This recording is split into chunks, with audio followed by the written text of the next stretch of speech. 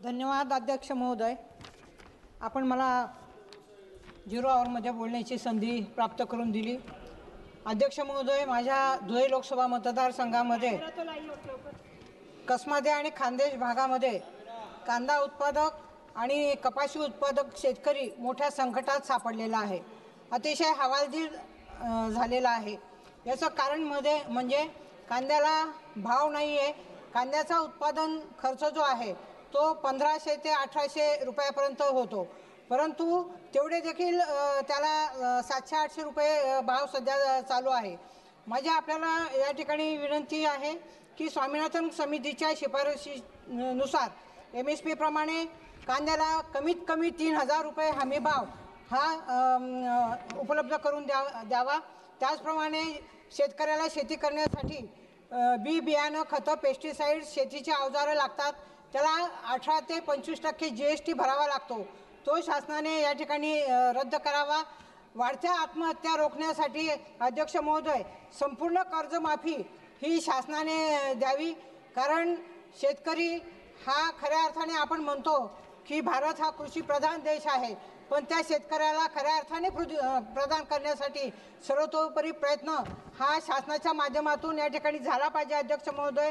त्याचप्रमाणे आयात निर्यात धोरण जे आहे ते देखील अस्थिर झालेलं आहे।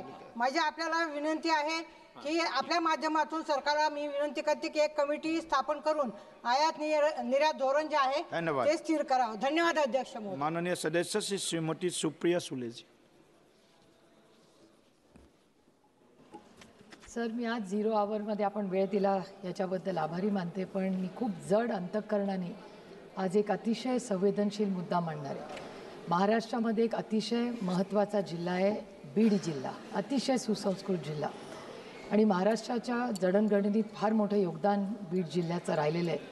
माननीय भारतीय जनता पक्षाचे महत्त्वाचे नेते राहिलेले गोपीनाथ मुंडे साहेब पण बीड जिल्ह्यातूनच येतात, पण दुर्दैवाने गेल्या 1-2 वर्षामध्ये अनेक अशा घटना बीड जिल्ह्यात झाल्या आहेत ज्या महाराष्ट्राला नाही माणुसकीला न शोभणार आहेत। आणि संतोष देशमुख आणि महादेव मुंडे यांच्या अतिशय क्रूर पद्धतीने हत्या झाल्या। सगळ्याच पक्षाच्या लोकांनी त्याची निंदा केली आणि ही अयोग्य घटना झाली आहे मान्य करतात, पण दुर्दैवाने महाराष्ट्राचं गृह मंत्रालय अजून त्याच्यावर काही ॲक्शन घेत नाही। माझी विनम्र विनंती आहे देशाच्या गृहमंत्र्याला की संतोष देशमुख आणि महादेव मुंडे या दोघांची आणि अनेक अशा केसेस आहेत त्या संपूर्ण भागामध्ये ज्या क्रूर हत्या झालेल्या आहेत, पण त्या कुटुंबांना न्याय मिळत नाही आहे। आज संतोष भाऊंची आमच्या वहिनी भगिनी असतील, त्यांच्या कुटुंबातले लोक असतील किंवा महादेव मुंडेंच्या कुटुंबातले लोक असतील, हे सगळी लोक न्याय मागण्यासाठी सगळीकडे फिरत आहेत, आमदार खासदारांना भेटत आहेत। मीही त्यांची भेट दोन्ही कुटुंबाची घेतलेली आहे आणि ताकदीने माणुसकीच्या नात्याने